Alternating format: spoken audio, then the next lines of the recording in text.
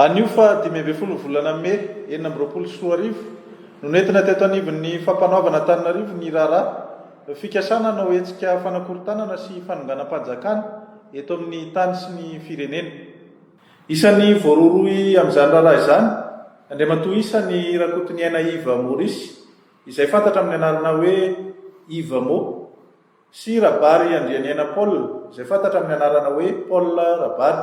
sy ireo namany hafa. Araka amin'ny fanadihadiana sy ny antota taratasy nady tonga teto amin'ny fampanaovana dia reto avy ny loham-piapangana izay hanenjehana azy ireo. Voalohany amin'izany ny fikonokononana sy fanomanana hetsika fanakorontanana ny filaminam-bahoaka mba hatongavana amin'ny famonoana tompon'andraikitra ambony eto amin'ny firenena sy fifamonoana amin'ny samy malagasy. Eloka izay voatondro fahaizana andiny fa 7 andalana voalohany 7 andalana fahatelo ny fehezan-dalàna famaizana. Ao ihany koa ny fanaparitahana vaovao tsy marina entina anakorontanana ny saim-bahoaka. Eloka izay voatondro fahaizana andiny fahatelo andalana voalohany ny lalàna 12 aotra 7 mifehy ny serasera amin'ny haino vakijery. Ary farany ny fidirana sy famoronana fikambanan'olona mpanao ratsy entina anatanterahana ireo eloka voalaza rehetra etsy ambony izay voatondro fahaizana andiny fa 5 ny fehezan-dalàna famaizana. Rehefa natao ny fanadihadiana teo anatrehan'ny mpitsaram-panao famotorana dia hita fa nisy ny vesatra izay nianjady tamin'ireo voapanga. Anisan'izany ny fifampiresahana amin'ny hafatra amin'ny alalan'ny WhatsApp, ny fanomanana sy fikonokononana hetsika fanakorontanana filaminam-bahoaka. Tafiditra anatin'izany ny fikasana anao fanambarana maro samihafa. Misy ihany koa ny fampiasana pseudo izay ifaneraserana sy ifandraisana amin'ireo olona izay tsy eto toerana. Misy ny fanaovana fivoriana ntsokosoko amin'ny toerana maro eto amin'ny faritanina Antananarivo. Anisan'izany ny ilay toerana efa voalaza tamin'ny valandresaka teo aloha izay nataon'ny tonimpampan'olalàna. Misy ihany koa ny fanomanana tetika sy paikady androdanana ny rafi-panjakana izay misy ankehitriny. Ankoatr'ireo rehetra ireo dia hita tao amin'ny biraon'ny voapanga ihany koa ny ampahany amin'ireo volabe izay hozaraina anatanterahana ireo zavatra voalaza rehetra etsy ambony. Misy ampahany hita tao anatin'ny fiaran'ny ray amin'ireo voapanga ary voarakitra ao anatin'ny findayan'ny ray amin'izy ireo volabe efa nozaraina mialoha. Marihana moa fa vola malagasy sy vola vahiny euro ireo vola hita sy naparitaka rehetra ireo. Rehefa natao ary ny famotorana ny voapanga tsiraray mahakasika ireo pirofo hita rehetra ireo dia ny fanipaka tanteraka ny valitenin'izy ireo. Noho ireo vesatra voalaza etsy ambony ireo dia nanapa-kevitra ny mpitsaram-panao famotorana ny ampiditra amponja eny amin'ny fonjaben'ny Tsiafa any rakotony aina Iva Maurice ary ampiditra amponja eny amin'ny fonjana Tanimoro any Rabary Andrianiana Paul mandrapatonga ny fitoam-pitsarana azy ireo. Ary ny amoaka didy fampisamborana ireo rehetra voakasika izao raharaha izao kanefa tsy noentina teto anivon'ny fitsarana. Ny fanovana ve? Isika rehetra no antony. Manana toe-tsaina miabo ary. Atombohy aminao ary aloha ny fanovana e. Be azo ny ankohonana. Ahitsio ny famindra ny fipiaramonina fa tsy mora ny fanarinana.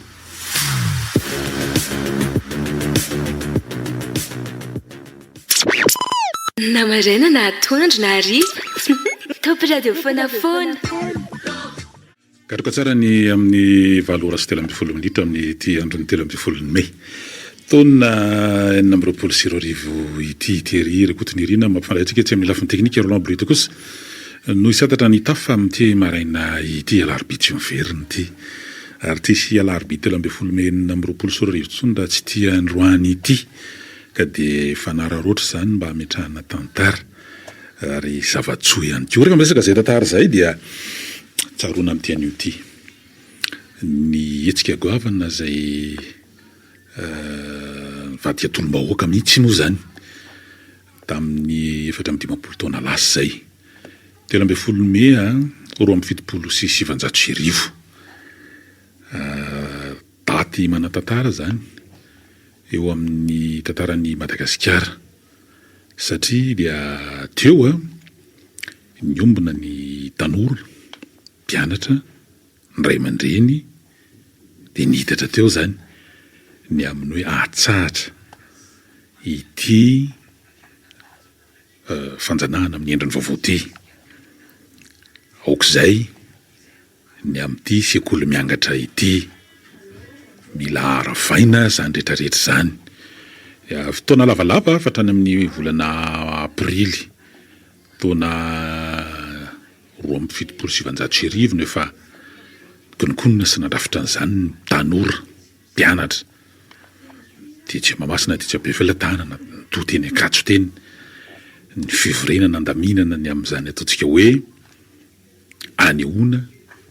apabe maso ny amin'izany ataontsika hoe fanoherana n'ilay fanjanahana amin'ny endriny vaovao lafiny indray zay mahakasika kokoa ny lafiny toe-karena sy ny sosialy fa indrindra dia amin'ilay hoe sekoly miangatra satria mahakasika ny tanora le izy sekoly miangatra moa dia hoe fa maninona ny zanaky ny sasany zareo teo anivon'ny sapana fitsaboana zany mpianatra ao mpitsabo ny tena isan'ny voy anio lavabe ny tantara tsy hanao tsy zany eto no fotoantsika reo fa ampifandray an'izy amin'ny zava-misy tany amin'ny taona 2017 sady amin'ny taona 2020 sy 2020 mivadika aty amin'ny 2020 sy 2020 ny amin'ny hoe tamin'izany fotoana zany dia nijoro ny tanora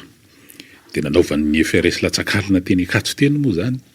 tonga dia nirofina dao lefa fiarako dia mapolipoliny sambotra andreo tanora zay mbola nivory konikonina tamin'io marainben'ny sabotsy io zany dia teo ny samborina teny an-dalana tao ny loharana tany an-trano tany sasany mbola tena ataony akanjo fitondra matorina na pijama tonga dia tao anaty aizina tao zany kofroka dia lasa tsy fantatra hoe ho aiza ao anaty efa any Fenarivo alaka misy ny Fenarivo any vao mafatapatatra za mianandrefa nyty tany Arivomamy mbola seranam-piaramanidina andeha tamin'izany fotoana zany tany Arivomamy tena fatratra tao anaty fiaramanidina dia tao zany mandeha ny favonina teny moa zany ny mpanamory sy ny mpanampin'ny mpanamory sy ny sinsisa dia ny azo an'ny antsoi analalava amin'izany ny fiaramanidina dia fanerahana ipiteza teo koa ny tena nanapirofo satria ny ray aman-dreny tonga dia nijoro amin'ny hoe tia ny janany ny ray aman-dreny maneran-tany kosa aloha zany ary normal be zany eo amin'ny lafiny maolona fa tamin'io fotoana io dia nanambatra hery tamin'ireo tanora mpianatra indrindrandrindra ny ray aman-dreny fa nga ny andela fa dia ora vitsivitsy tao reny fisamborana faobe dia fa nindrohatra teny amin'ny wikanja ankehitriny io wikanja ny 13 mai mitondra ny anarana mankehikedra ankehitriny ny vahoaka manoloana ny zavatra nitranga ary dia tsy hainy tohaina na dia teo ary ataontsika hoe nalaza be ary narintarika ary lolo sy ny tarany dia miran'lizy hoe ny basy marivava satria ny FRS moa zany ny tena nasika mihitsy tamin'izany fotoana zany nampiasa hery tamin'izany ny efa nalaza ny bomba mandatsa-dranomaso fa tsy nampietsika ny olona zany fa tonga dia vao may nampirahina ny rehetra tao anatin'le izy teo ihany ny zandary fa ny zandary zany tamin'izany fotoana zany aloha tsy dia nahery fihetsika fa ny FRS ny tena nahery fihetsika mihitsy ireo ataontsika hoe zokizoky na hoe 72 heures dia mahatsiaro mahafantatra tsara an'izany ary dia tsy nijanona tamin'ny ataontsika hoe bomba mandatsa-dranomaso fa nisy mihitsy ny fanokafana ny ataontsika hoe fitifirana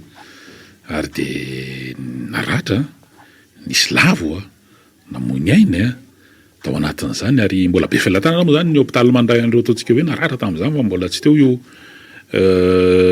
ny asera amin'izao fotoana izao io mbola be felatana dia tany tonanan'ireo maratra sy ny sisa tamin'izany fotoana zany tena hipoka mihitsy ny hôpitaly fa dia tsy analangely ihany koa dia tsy niala mihitsy ny olona ary dia nefara tamin'ny fahamaizany lapan'ny tanàna mihitsy moa zany ary maikila hotody ihany koa ireo fiarany mpitandro filaminana sasana zany teo amin'ny toerana io dia isan'ny nanamarika an'izany hoe 13 Mai ary mbola tsaroana mandraka ankehitriny ankalazaina sa tsaroana tsy aro satria nisy ainana fo tamin'izany fotoana zany ary ireo ataontsika hoe nietsika 72 sy ny sisa dia mbola mahatsiaro an'izany ary isatona dia misy hatrany ny fanaterana fihazam-boninkazo io moa somary gidragidra mihitsy tamin'ny fotoanandro satria nisy fotoana tamin'ny fitondran'ny Andry Rajoelina dia ny fifehana tsy azona le mihitsy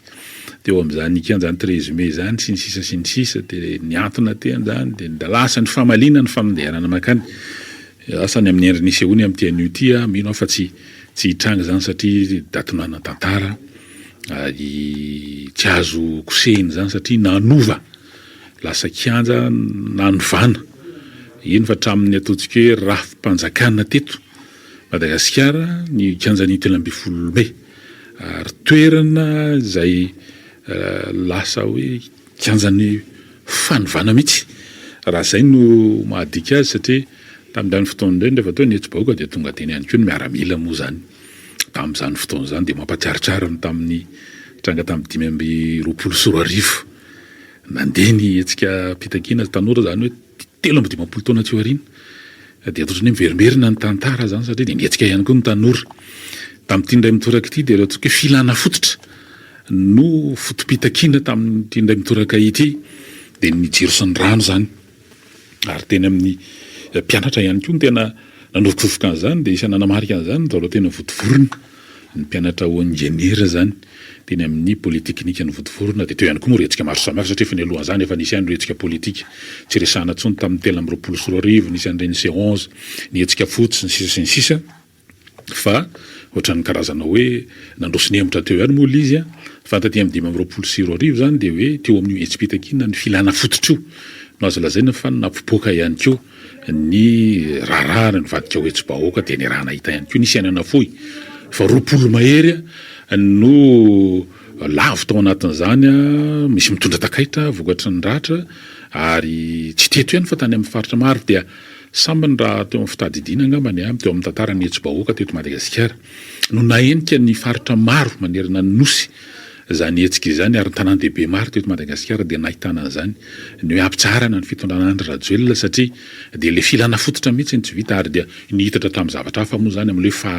fahalalahana amin'ny fanehoan-kevitra satria dia ny raha nahita sy ny raha niaina ihany koa raha tsy ho tsaroana tsy ho tsahivana fohy mikasika ny hoe na ny antoko politika na fikambanana politika dia tsy afaka nanao an'izany asany zany ny amin'ny hoe fivoriana ny amin'ny fanabeazana politika ny mpikambana ho aminy sy ny sisa dia norarana hatramin'izany atao fivoriana izany nisy an'izany tranga tetsy amin'ny motel tetsy anosy izay nisy fihaonana amin'ny resaka politika dia nahazo fandrarana toerana samihafa dia reo ataontsika hoe trano mety fanasana fivoriana dia efa nahazo fampitandremana mihitsy tsy hampiatrano ny fivoriana politika dia zany rehetrarehetra zany nihitatra teo anatin'le fitakina ny amin'ny hoe fahalalahana raha nanomboka tany amin'ny ataontsika hoe filana fototra dia nihitatra tamin'ny fahalalahana fitakinan'ny fahalalahana na dia voasoratra anaty lalam-panorenana ary zany dia tsy niainana ary dia reny nihitatra reny moa zany raha tsy ho tsahivana intsony nanomboka tamin'ny 20 septambra na dia efa nisy ny ataontsika hoe fanaingana fiomanana tamin'izany tany amin'ny 7 ny volana septambra dia reny ndraiky amin'ny 20 ny volana oktobra moa zany no ny raha nahita teto ny zavatra nitranga satria dia nidina nanampy ny mpitolona nampitsahatra any ataontsika hoe fandropahana ny malagasy ny miaramila ary izay moa dia le hoe miaramila républicaine mihitsy raha ohatra ka faction militaire no nijoro tamin'ny taona 2024 dia azo lazaina fa ny miaramila républicaine mihitsy no nijoro tamin'ity indray mitoraka ity ary mety zany na tonga n'ilay tao ambadika tany amin'ny hoe havozina ny république hoe refondation de la république nisy ny teny manainga ho fototra zany ataontsika hoe zavatra mitranga kehitriny izany peraka moa zany ny fanontaniana hoe diso fanantenana ve mety nanenina ve zany reo ataontsika hoe 72 heures zay nanao nihetsika tamin'izany fotoana zany mety tsy izay angamba fa mifameno ny zavatra rehetra ary izay indrindra hoe fotoana toy izao ny tokony samy amperitreritra ny rehetra ihany koa ny amin'ny hoe ahoana ny amintsika ity satria betsaka ihany reo karazana tolona ary ndresahana sy naverimberina matrany ny amin'ny hoe fanovana toe-tsaina ny eo amin'ny tena ilaina amin'izao fotoana izao tsisy tsy niventy sy namerimberina zany ihany koa nefa zay mpitondra ny fandimy zay ny amin'ny fanovana toe-tsaina fa samy mahita ny vokany toe-tsaina inona aloha zany ny tena niova ary tena nisy tokoa ny ve ny fiovana fa samy resy lahatra andrehetra ary mbola miverina raha ohatra ka hoe jerena tamin'ny fotom-pitakina sy ny atom-pitakina tany amin'ny taona 27 ny amin'ny hoe sekoly miangatra dia everina ho zava-dehibe ary tena fototra zany ny fampianarana sy ny fanabeazana io zany no azo lazaina fa fototra ianganiny ataontsika hoe fampandrosoana raha tena isy zany satria ny fahazahoana ny fampianarana sy ny fanabeazana no hiteraka fanajana sy fanarahana lalàna izany ihany koa no mampisy ny atao hoe fitsipika fa raha mbola io zany no lesika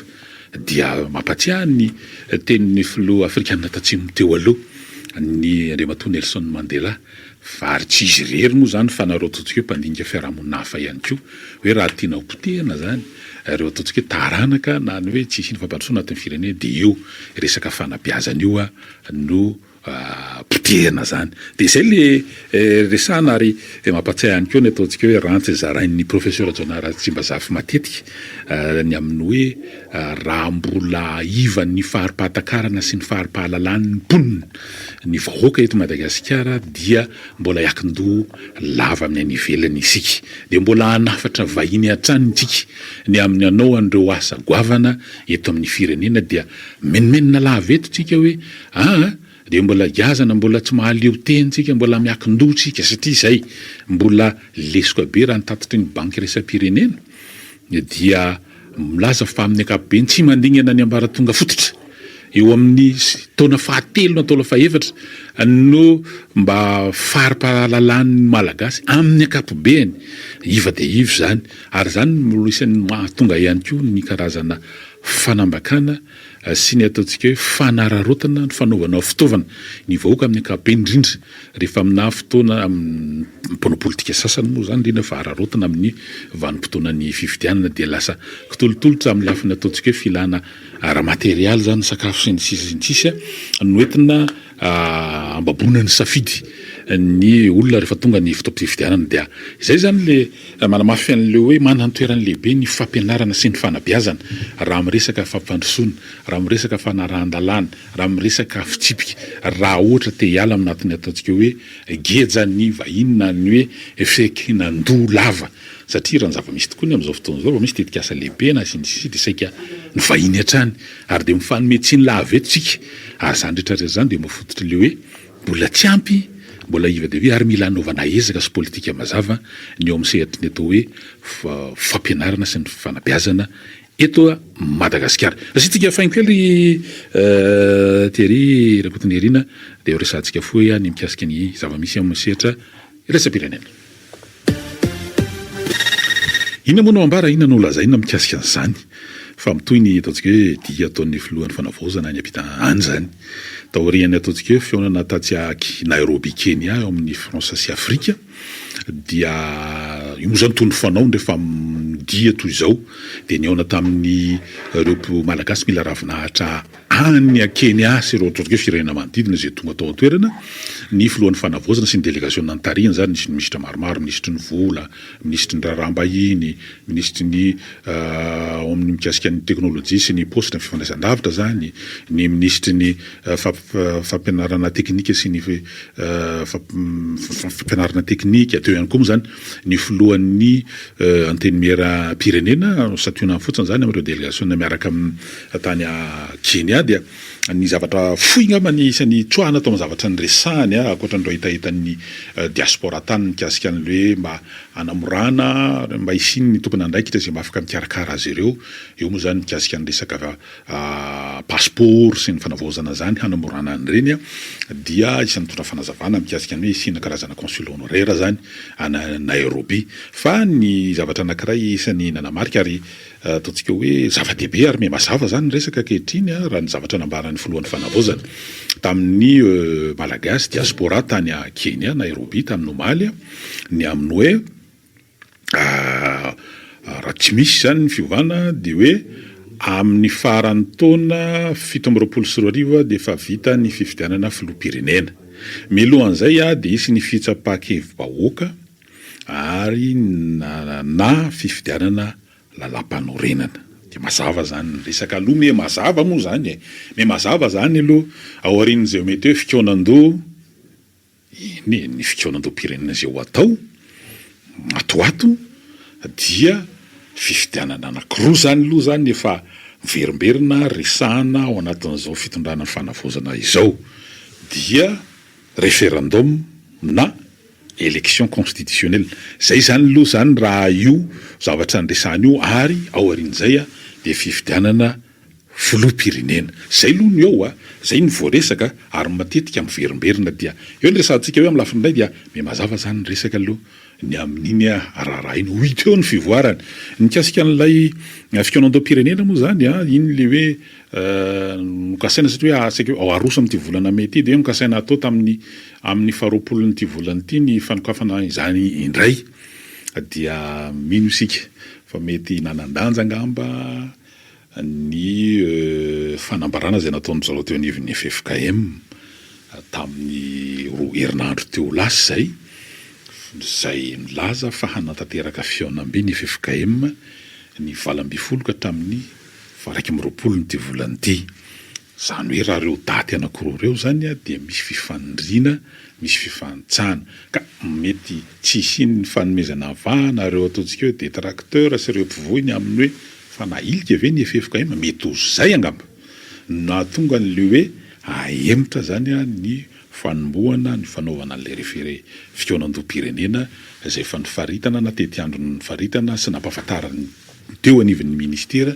misahana ny fanavozana amin'izao fotoan'izao ho hitantsika eo indray zany ny daty raikitra mikasika an'izay fanatanterahana an'ilay fanombohan'ny fikaonando-pirenena zay fa ao io daty voatondro tokony hanao analizy amin'ny faharoapolon'ny volana May indray zany dia atokana amin'ny fanatevenana ny fanofanana nireo mpampiofana zay hitarika an'izany fikaonandoha zay eny amin'ny fokotany miakatra eny amin'ny commune sy ny district sy ny sisa ireny zany hoe formation des formateurs fa mety ho zany hoe mety ho tratran'ilay fifantsahany eo amin'ny tetiandro zay nafaritany teo anivon'ny FFKM hanaovana fiaonam-be ny valam-be folo raha tsisy ny fivavahana ka hatramin'ny faraiky am'roapolo nyty volana ity ny antonatony zany eny ary tamin'ity andron'iny ety moa zany dia manao iny dia any République-ny Congo any Kinshasa ho avy any toerana ny filohan'ny fanavozana sy ny délégation miaraka aminy anao fitsidiana arakasa zany raha visite au travail raha nifantatra aloha hatrito fa ho ito ihany moa zany ny vaovao ofisialy mikasika an'ilay izy fa ny voafaritra aloha zany dia anao fitsidiana any République-ny Congo zay tarihan'ny filoha Denis Sassou Nguesso ny filohan'ny fanavozana amin'ity andro ny alarobia fa 13 volana May ity. Eny ary fotoana eto ifampizarantsika toy ny mahazatra indray dia misokatra ireo antso laharana anankitelo toy ny mahazatra miampy ny laharana WhatsApp da rehefa misy vorona ampidirina avy hatrany tolorana ny araba. Eny ary Allô? Oui, miarabanareo miaraka ampena. Matsiaro ny 13 May zay misy ainana fo fandraindray mahagaga koa maninona rehefa 29 mars namoizana ain'olona be dia be fa lasa tsy fahatsiarovana natao fa lasa fety. Ho anay Moramanga tena mampalahelo anay mihitsy fa maninona lasa natao fety le 29 mars fa tsy fahatsiarovana satria misy olona ainan'olona nafota ao anatin'ny tao.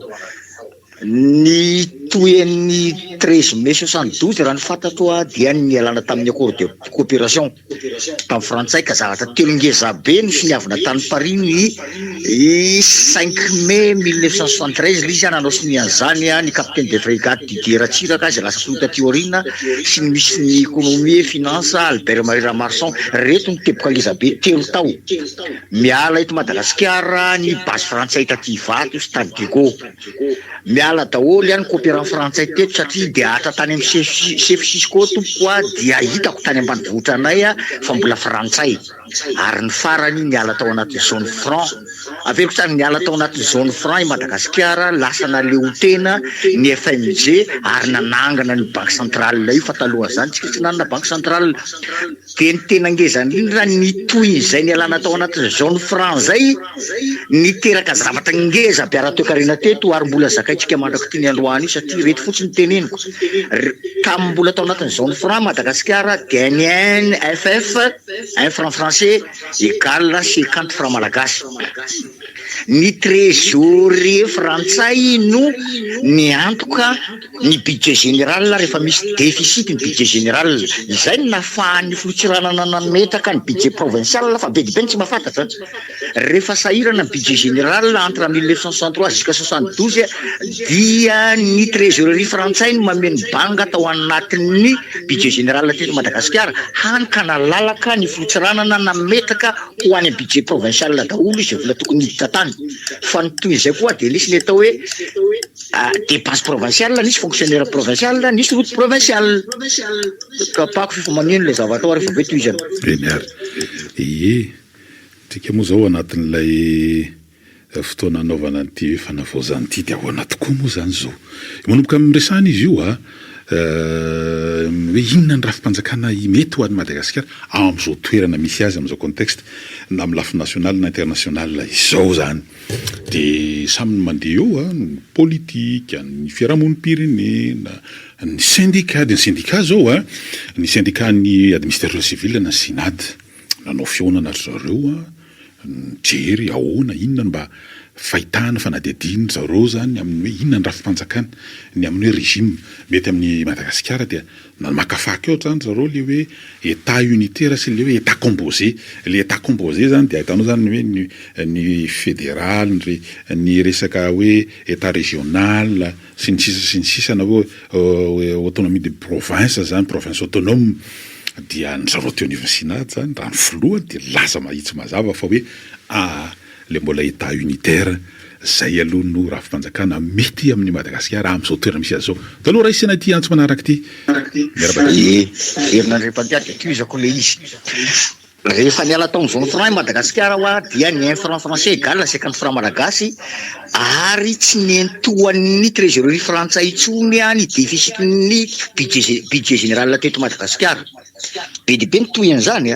nanomboka niala teto Madagasikara ihany koa ny colon frantsay zay namokatra zavatra ny exporté na zahoana devise fa ny devise talohan'io fotoana 72 io dia lasa tany amin'ny banque centrale frantsay satria tsika tsy nanana banque centrale teto dia natsangana ny banque centrale tamin'ny 73 ny antony tena amin'izay zany tsika tamin'ny alalan'ny FMG ary ny anyena fampidirana vola devise ny vahaolana hitan'ny gouvernement Ramanantsoa zay ka mahitsy tsy Ramanantsoa fa ny gouvernement Ramanantsoa ny vahaolana hitany satria tsisy mamentsony ny budget général rehefa any déficit dia nalainy daholo ny impôt sy ny vola tany amin'ny province dia zay no natonga le fanafoanana ny budget provincial reo olona fa aza mamorona zavatra hafa nareo ka satria fa mifoananao ny budget général budget provincial dia foana nanaraka an'iny koa ny dépense provincial rehetrarehetra foana tsikelikely ny fonctionnaire provincial ny ala tsikelikely ny atao hoe route provincial fa lasa ny vadika taty amin'ny budget général daholo taty amin'ny 1982 rehefa nitondra ny filoratsiraka tratrany atao hoe cessation de paiement tsika fa resaka teo karena daholo rehetrarehetra io satria rehefa nanomboka ny 75 ny ala teto daholo koa ny colon nationalisena daholo ny rehetrarehetra nanomboka ny hena koa fampidirana devise zay ahafahana mandoa vola any ivelany any ahafahana mandoa trosa tratra ny cessation de paiement tsika tamin'ny 1992 azafady nitereny banque mondiale sy ny FMI an'izay nandeha niarasa taminy nitereny amin'izay io atrangatsia manorana ambara tonga ty androany fa ty fotsiny teneniko hoe niteren'ny FMI nanao dévaluation sika nanomboka teo ny dévaluation 1 franc français en 1982 égale à 50 francs malagasy fa taty amin'ny 1990 ny 1 franc français tokoa efa lasa 500 francs malagasy ary toy an'izay dévaluation déguisé io hainantsika io amin'izao fotoana zao ny 1 euro ary vao nivoaka ny euro tamin'ny 2000 1 euro égale raha tsy diso ako 600 ariary fa zao ny 1 euro 5000 ariary dévaluation tompoko zany raha tsy fantatra anareo hoe tamin'ny alalan'ny midy dia zay manapotika antsika io ka ambolanao an'izany ihany ve tsy resaka rafitra ny problème eto hoe rafitra lalam-panorenana iny fa ny fampiarana azy sy ny ataon'ny FMI manapotika ny économique sy mampato antsika an'io toy izako rehefa avy eo